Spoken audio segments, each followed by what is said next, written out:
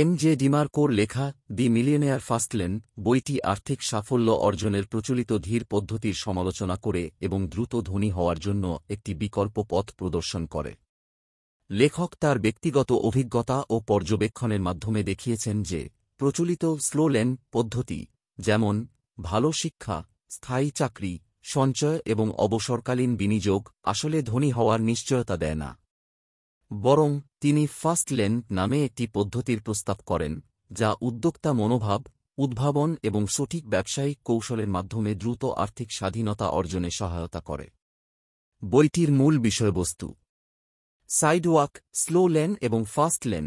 লেখক মানুষের আর্থিক যাত্রাকে তিনটি রোডম্যাপে বিভক্ত করেছেন: সাইডওয়াক, ফুটপাথ; স্লো লেন, ধীর পথ; এবং ফাস্ট লেন, দ্রুত পথ। সাইডওয়াক মানসিকতার মানুষরা বর্তমানেই বাঁচে, ভবিষ্যতের জন্য কোনো পরিকল্পনা করে না এবং প্রায়শই ঋণে জর্জরিত থাকে। স্লো লেন অনুসারীরা নিরাপত্তার জন্য সারা জীবন সঞ্চয় করে, কিন্তু প্রকৃত সম্পদ উপভোগের সময় পায় না। ফাস্ট লেনাররা উদ্যোক্তা মনোভাব নিয়ে কাজ করে, যা তাদের দ্রুত আর্থিক সাফল্য অর্জনে সহায়তা করে। ফাস্ট লেনের 5টি নীতি। লেখক ফাস্ট লেন পদ্ধতির 5টি মূল নীতি উল্লেখ করেছেন। প্রযোজনের নীতি: মানুষের সমস্যার সমাধান করে বা তাদের চাহিদা পূরণ করে এমন পণ্য বা সেবা প্রদান করা। নিয়ন্ত্রণের নীতি: নিজের ব্যবসা বা আয়ের উৎসের পূর্ণ নিয়ন্ত্রণ রাখা। স্কেলের নীতি: ব্যবসাকে বড় পরিসরে নিয়ে যাওয়া, যেমন স্থানীয় থেকে জাতীয় বা আন্তর্জাতিক পর্যায়ে। সময়ের নীতি: একটি সময় পর ব্যবসাটি স্বয়ংক্রিয়ভাবে চলতে সক্ষম হওয়া, যাতে উদ্যোক্তা তার সময়ের পূর্ণ স্বাধীনতা পায়। এন্ট্রির নীতি: যে ব্যবসা শুরু করা কঠিন, সেই ব্যবসায় প্রতিযোগিতা কম হয় এবং সফল হওয়ার সম্ভাবনা বেশি থাকে। ইভেন্ট বনাম প্রসেস। লেখক ইভেন্ট, ঘটনা, এবং প্রসেস, প্রক্রিয়া, এর মধ্যে পার্থক্য করেছেন। ইভেন্ট হল কোনো একটি সাফল্যের মুহূর্ত, যেমন বড় একটি চুক্তি পাওয়া। প্রসেস হল সেই সাফল্য অর্জনের জন্য নিয়মিত পরিশ্রম ও প্রচেষ্টা। ফাস্ট লেন পদ্ধতিতে প্রসেসের উপর জোর দেওয়া হয়, যা দীর্ঘমেয়াদে স্থায়ী সাফল্য এনে দেয়। মানসিকতার পরিবর্তন। ফাস্ট লেন অনুসরণ করতে হলে মানসিকতার পরিবর্তন জরুরি। লেখক বলেন, ভোক্তার বদলে নিজেকে স্রষ্টা হিসেবে দেখতে হবে।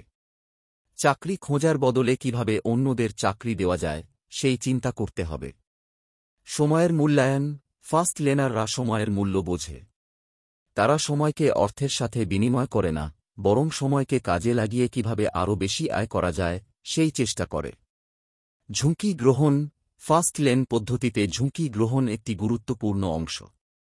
তবে এটি অযৌক্তিক ঝুঁকি নয়, বরং সঠিক পরিকল্পনা ও বিশ্লেষণের মাধ্যমে হিসাব করা ঝুঁকি। অটোমেশন এবং ডেলিগেশন। লেখক বলেন, একটি সফল ফাস্ট লেন ব্যবসা এমন হতে হবে, যা উদ্যোক্তার সরাসরি উপস্থিতি ছাড়াই চলতে পারে। এর জন্য অটোমেশন এবং ডেলিগেশনের উপর জোর দিতে হবে। আয় বৃদ্ধি। ফাস্ট লেন পদ্ধতিতে আয় বৃদ্ধির জন্য বিভিন্ন উপায় অবলম্বন করা হয়, যেমন পণ্যের মূল্য বৃদ্ধি, উৎপাদন বৃদ্ধি, নতুন বাজারে প্রবেশ ইত্যাদি। ব্যয় নিয়ন্ত্রণ। আয় বৃদ্ধির পাশাপাশি ব্যয় নিয়ন্ত্রণও গুরুত্বপূর্ণ। অপ্রয়োজনীয় ব্যয় কমিয়ে লাভ বৃদ্ধি করা যায়।